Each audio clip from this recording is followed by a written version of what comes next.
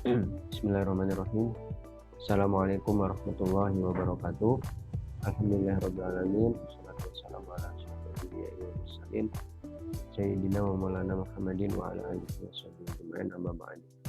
Qalu subhanaka la ilma lana illa ma 'allamtana innaka antal alimul hakim. Kita mulai dengan mengucapkan lafaz basmalah. Bismillahirrahmanirrahim. Untuk pertemuan ini kita juga masih menggunakan Google Classroom ya. Artinya saya hanya mengirimkan video perkuliahan. Nanti pertemuan pekan depan baru kita menggunakan Zoom di pertemuan ke-9. Kemudian nanti di pertemuan 10 baru kita melaksanakan UTS ya. Jadi tidak seperti mata kuliah yang lainnya mungkin ya, dosen yang lainnya yang pada pertemuan ke-8 itu UTS. Tapi untuk mata kuliah ini UTS-nya kita undur di pertemuan ke-10 supaya materinya utuh ya. Materinya utuh saya sampaikan semuanya baru kita bisa melaksanakan UTS. Tuh. Baik, pada pertemuan kali ini masih tentang ANOVA.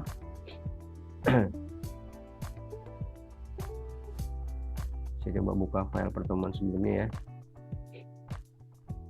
Ya, di pertemuan sebelumnya kita membahas contoh tentang ini ya, CAR ya, rasio kecukupan modal dari 3 jenis bank ya, bank umum syariah, unit usaha syariah, dan bank konvensional gitu ya. Kita ingin lihat apakah ada perbedaan rata-rata CAR dari ketiga jenis bank ini.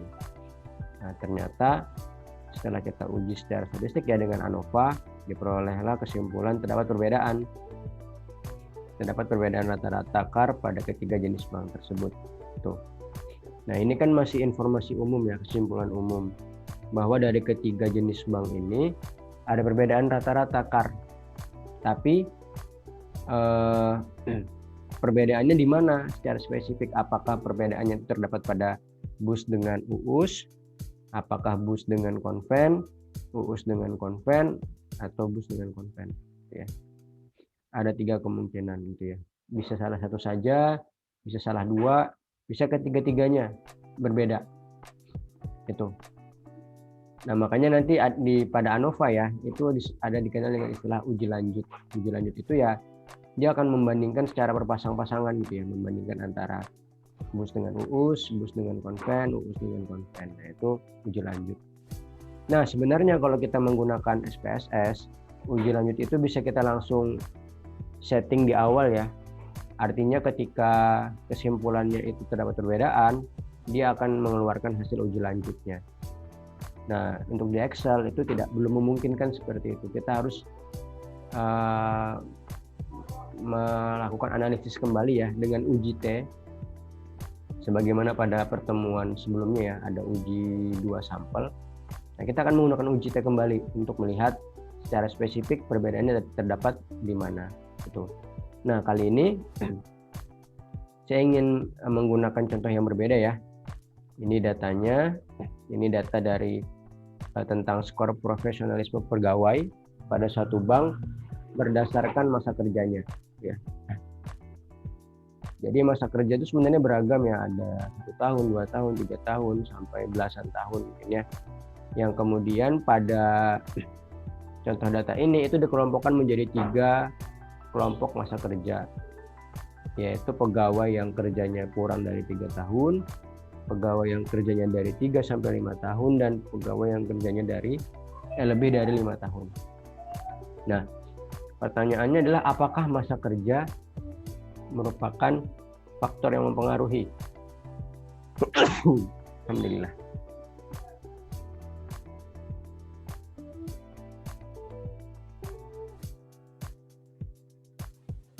Ya, mohon maaf ya, kondisinya memang sedang tidak enak badan. Kita lanjutkan. Jadi, apakah masa kerja merupakan faktor yang mempengaruhi profesionalisme pegawai? Pertanyaannya saya agak ubah sedikit ya. Dimana kalau pada soal sebelumnya kan apakah terdapat perbedaan rata-rata CAR pada ketiga jenis bank tersebut. Nah, kalau ini dia pertanyaannya adalah apakah masa kerja merupakan faktor yang mempengaruhi profesionalisme pegawai? Ya, jawabannya sama ya, iya atau tidak. Iya itu maksudnya masa kerja merupakan faktor yang mempengaruhi profesionalisme pegawai. Jika tidak, ya masa kerja tidak mempengaruhi profesionalisme pegawai. Kapan dikatakan masa kerja mempengaruhi profesionalisme pegawai? Ketika, nah ini yang mesti kita pahami ya, masa kerja mempengaruhi profesionalisme pegawai ketika rata-rata profesionalisme pegawai itu berbeda berdasarkan masa kerjanya. Itu. Sedangkan dikatakan masa kerja itu tidak mempengaruhi profesionalisme pegawai ketika ya tidak ada perbedaan, mau dia 3 tahun, 3-5 tahun, mau lebih dari 5 tahun, profesionalismenya sama, nggak ada perbedaan.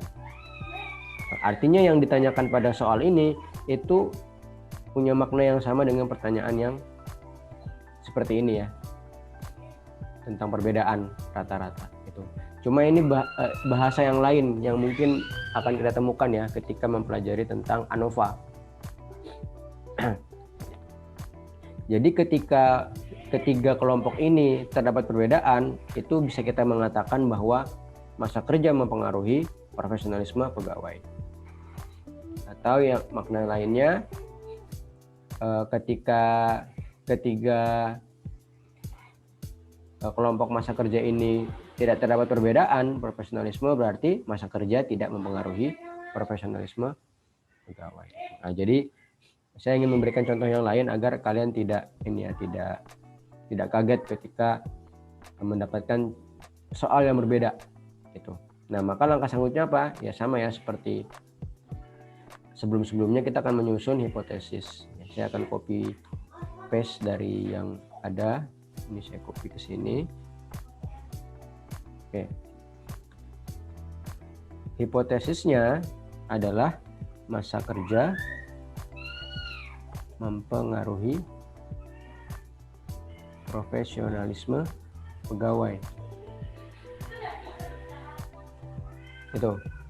Yang itu semakna dengan terdapat perbedaan rata-rata profesionalisme pegawai berdasarkan masa kerjanya. Nah, itu. Oke, jadi hipotesisnya senada, punya makna yang sama. Itu.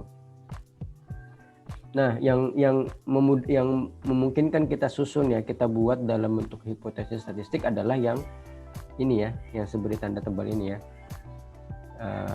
Maka kita merujuk ke sini juga, pada akhirnya nanti kita akan merujuk bentuk yang seperti ini. Di mana bentuk yang ini ya bentuk hipotesis statistiknya ya sama seperti ini ya.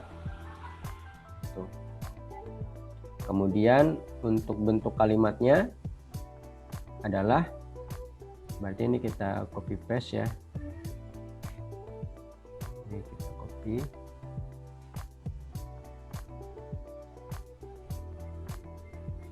Kemudian nah ini H0-nya lawannya ya, yaitu tidak terdapat.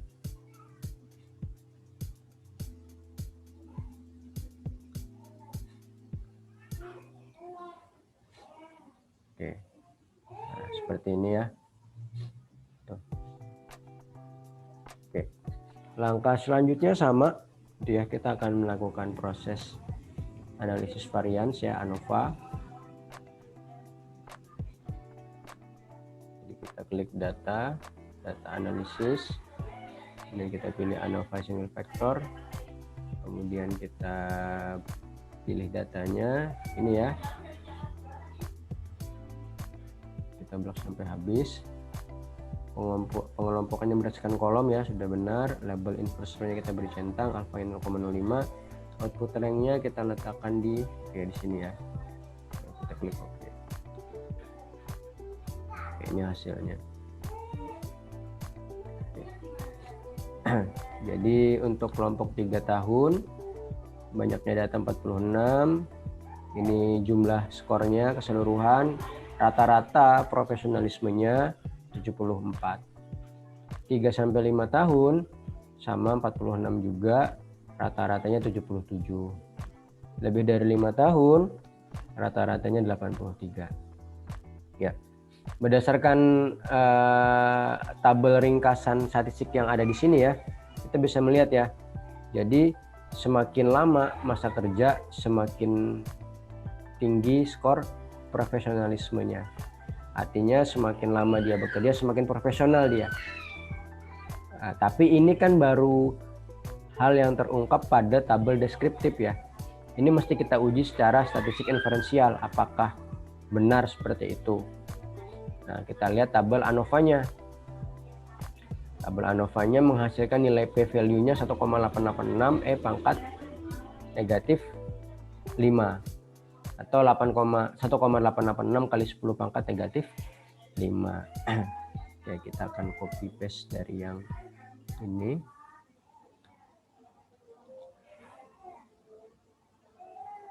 Nah, ini ya, maka nilai P-nya 1,886 kali 10 pangkat negatif 5, dan itu jelas kurang dari alfa, sehingga H0 ditolak. H0 ditolak menyatakan bahwa terdapat perbedaan rata-rata profesionalisme bekerja berdasarkan masa kerjanya. Atau makna lainnya, nah ini penting ya, kita harus menjawab pertanyaan. Pertanyaannya adalah tentang apakah masa kerja merupakan faktor yang mempengaruhi profesionalisme pegawai. Terjawab jawabannya apa? Iya. Masa kerja mempengaruhi. Artinya masa kerja mempengaruhi profesionalisme. Seandainya ada pertanyaan, bagaimana? Nah, ini berkaitan dengan uji lanjut ya, berkaitan dengan uji lanjut. Bagaimana atau mungkin bahasanya juga gini, lakukan uji lanjut ya. Karena kesimpulan ANOVA-nya terdapat perbedaan, maka kita bisa melakukan uji lanjut untuk melihat secara detail masing-masing pasangan gitu ya, antara 3 tahun dengan kurang dari 3 tahun dengan yang 3-5 tahun gitu ya, antara yang 3-5 tahun sampai dengan yang 5 tahun, atau antara yang kurang dari 3 tahun dengan yang lebih dari 5 tahun. Kita mau melihat, membandingkan secara berpasangan, yang disebut dengan uji lanjut itu kan ya. Nah, uji lanjutnya kita menggunakan uji T gitu ya, menggunakan uji T. Tapi sebelumnya sama ya, kita perlu merumuskan hipotesisnya. Misalnya yang pertama kita melakukan uji antara A dengan B. Saya tulis ini A versus B ya. Jadi kelompok A yang kurang dari 3 tahun dengan yang B 3-5 tahun. Tuh. Hipotesisnya apa? Terdapat perbedaan rata-rata skor profesionalisme. Oke, saya copy dari sini aja ya.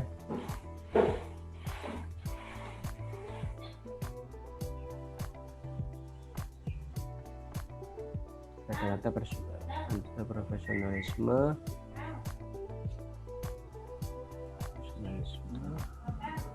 antara pegawai yang bekerja kurang dari 3 tahun dengan ini berarti saya enter ya, yang bekerja kurang dari 3 tahun dengan yang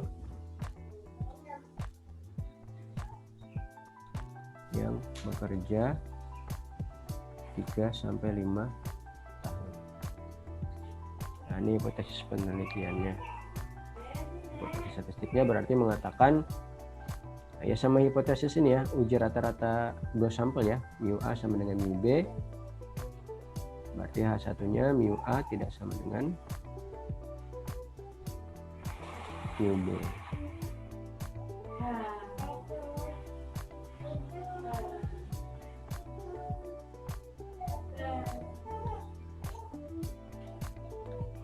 Sedangkan kalau dalam bentuk kalimatnya kita tinggal copy paste saja.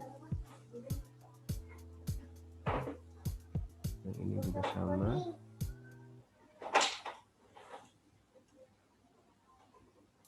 Oke. Nah ini.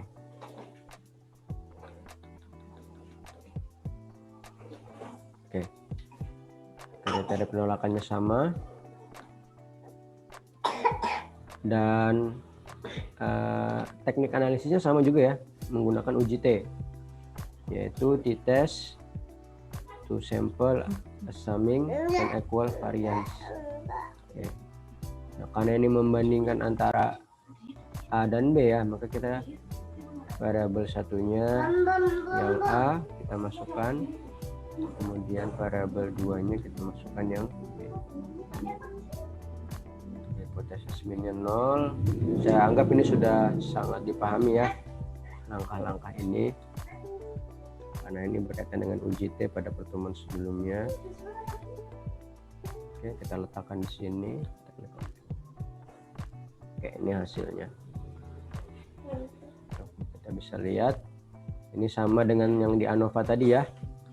Yang di ANOVA pun juga menunjukkan 7477 rata-ratanya. Kemudian nilai P-nya di sini ada dua ya, ada one tail sama two tail. Karena hipotesis kita hanya ingin menunjukkan perbedaan ya, jadi pakai sama dengan tidak sama dengan, maka kita cukup melihat yang di sini, di mana nilai P-nya adalah 0,08. Saya coba copy yang di atas. Nilai P-nya 0,08 ya, 0,089. Dan 0,089 itu lebih dari 0,05, maka H0 diterima. Jadi meskipun tampaknya gitu ya, 74 dengan 77 itu berbeda rata-rata, tapi secara statistik itu tidak terdapat perbedaan ya. Jadi meskipun ANOVA-nya mengatakan terdapat perbedaan dari ketiga kelompok tadi ya, 3 kelompok masa kerja, tapi ketika diuji lanjut belum tentu masing-masing pasangan itu terdapat perbedaan. Nah, ini buktinya ternyata antara kelompok A dan kelompok B tidak terdapat perbedaan. Nah, ini ya, berarti ini kesimpulannya. Inilah kesimpulannya. Itu. Oke. Nah, ini baru yang A dengan B ya. Belum nanti A dengan C, lalu B dengan C. Berarti ada 3 langkah uji lanjut. Tuh. Apakah uji lanjut hanya menggunakan hipotesis terdapat perbedaan atau tidak terdapat perbedaan? Tidak juga, bisa juga kita menggunakan misalnya apakah A lebih baik dari B atau A lebih rendah dari B, juga bisa untuk uji lanjut gitu ya. Ketika soalnya hanya memerintahkan kita uji lanjut, ya berarti itu dikembalikan ke kita mau pakainya yang sama dengan tidak sama dengan atau mau menggunakan lebih dari kurang dari. Tapi kalau pertanyaannya spesifik gitu ya, setelah di ANOVA terdapat perbedaan, lalu ada pertanyaan gitu ya, apakah A lebih baik daripada B? Nah, berarti itu kan kita harus menggunakan hipotesis yang satu arah, maka sesuaikan dengan pertanyaan soal itu. Dan terkait itu saya pikir tidak perlu saya jelaskan kembali ya, karena itu nanti sudah saya bahas, karena ini sama saja langkahnya dengan uji T gitu ya, cuma ini uji lanjut untuk ANOVA. Dan uji lanjut hanya kita lakukan ketika kesimpulan ANOVA-nya terdapat perbedaan. Artinya ketika kesimpulan ANOVA-nya tidak terdapat perbedaan, maka kita tidak perlu melakukan uji lanjut.